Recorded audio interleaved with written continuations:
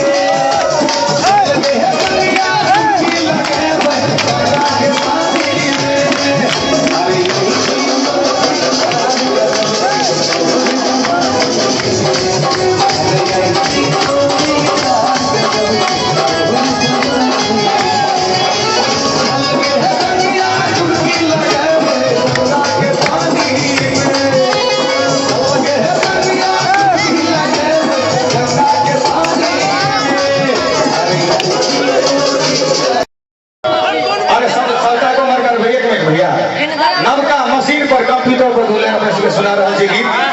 आजकल देखियो कंप्यूटर के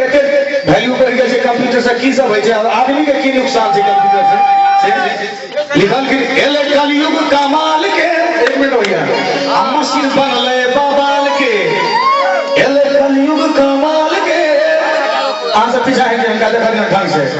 मशीन बनले बवाल के काज पड़ते नहीं अरे भैया नजर में एकदम हटन काज पड़ते नहीं काज पड़ते नहीं मर दखला